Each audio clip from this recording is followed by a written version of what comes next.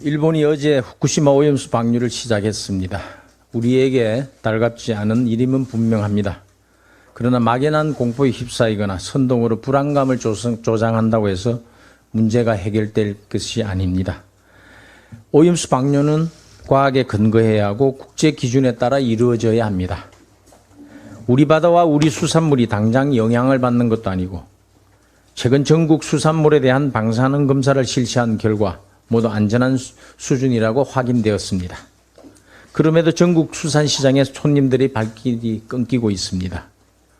어제 국무총리가 담화문을 통해 우리 국민의 건강과 안전을 최우선을 두고 국민이 안심할 때까지 만에 하나의 문제 가능성까지 고려해서 철저히 대비해 나갈 것이라고 밝혔고 방류가 한일 합의를 벗어나면 단호히 대처할 것이라고 강조했습니다.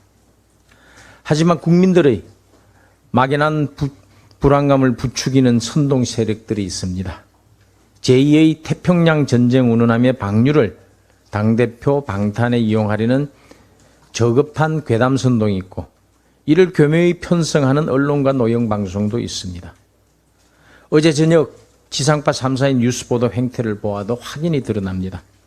SBS가 8시 뉴스에서 전체 26개 꼭지 중에서 오염수 관련 8꼭지를 보도하며 다양한 의견을 전달했는데 반해 같은 시각 MBC에서는 총 26개 꼭지 중에서 오염수 관련 꼭지는 15개에 이릅니다. 편성 분량도 그렇지만 내용도 문제입니다. 첫 방류라 약하게 삼중수소 배출 늘어날 수도 코로나는 비교도 안 돼. 다 죽게 생겼다. 불안을 조장했습니다. KBS도 9시 뉴스에서 총 26개 꼭지 중 오염수에 대해서 13꼭지를 보도했습니다. 안전하다고는 하지만 소비 위축은 불가피, 오염수도 손실보상, 요구의 정부 난색, 정부 손실보상론이 이르다는 입장이라는 식으로 정부 비판에 열을 올렸습니다. 광우병 보도 시즌2를 보는 듯 합니다. 언론의 생명인 진실 여부는 아랑곳하지 않고 오로지 오염수 괴담을 선동하는 데 진력하는 것 같은 인상을 줍니다. 15년 전 광우병 사태를 주도했던 인사가 당시 광우병의 사실관계에 대해서 회의를 한 적이 없다. 이명박 정권 퇴진에 어떻게 쓰일 수 있는가 하는 차원에서만 얘기가 오갔다. 그 진실을 고백한 바 있습니다. 이번 후쿠시마 오염수 방류에서도 마찬가지 아닌지 자신들을 들여다봐야 할 것입니다. 오죽하면 어제 한국연안어업인중앙연합회가 이런 호소문을 냈겠습니까?